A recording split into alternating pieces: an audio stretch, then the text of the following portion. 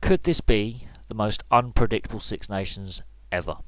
So much has happened since the World Cup. So much has happened. The salary cap breach Saracens, which will have a massive impact on England. Massive impact. We don't know if it's a positive impact or a negative impact.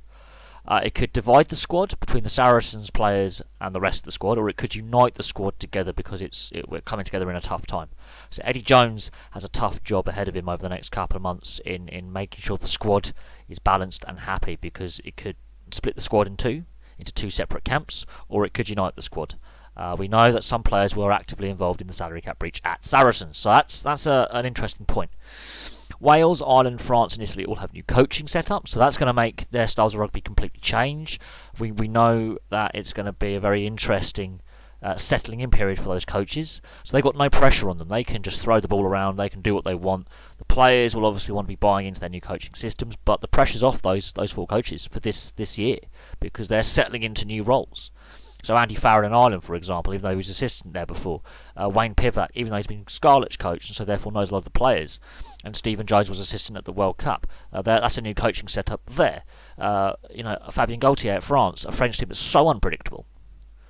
And an Italian team coming off their best World Cup ever. Now, that makes it really up in the air for all those four nations. And then finally, the Finn Russell situation in Scotland with Gregor Townsend, the coach for me under the most pressure. Their star player being sent home in disgrace. Divisions within the playing squad. Clearly, this is not an isolated incident with Finn Russell, as I discussed in live stream last night, as I'm recording this video, and in previous videos. Clearly, there's a long-term issue with this player. But that has really posed a headache for Scotland. I think a team that underachieved at the World Cup massively, failed to deliver on expectations, and Gregor Townsend, I think, is the second longest tenured coach after Eddie Jones. The others are all new. So he's been there a while. He's had a period of time there with the team.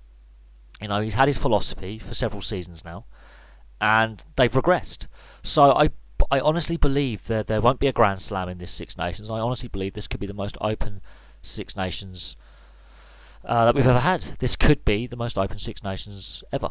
And you look at it, and England have the Saracens salary cap breach to deal with, and how that's going to affect the squad, we just don't know. It could unite them, divide them, as I say. 4 new coaches at France, Wales, Italy and Ireland.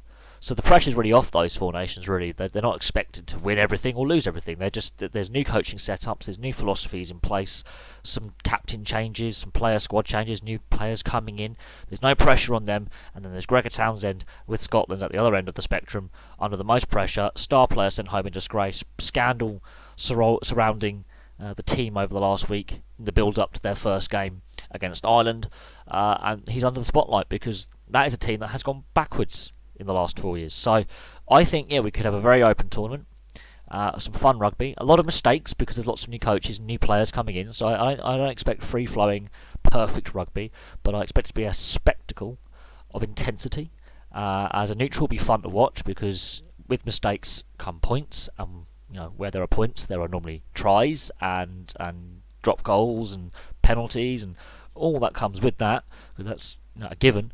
But with mistakes comes exciting, unpredictable rugby, and I think that's what we want to see, is exciting, unpredictable rugby, because that will keep fans bums on the edge of your seat and keep fans coming back for more.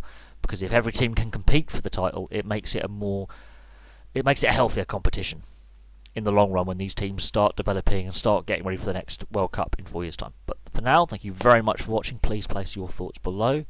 And I'll have some more videos for you later on today with the 2 FA Cup matches that are on the telly, with the Man City game against Fulham and Shrewsbury Town against Liverpool coming up later.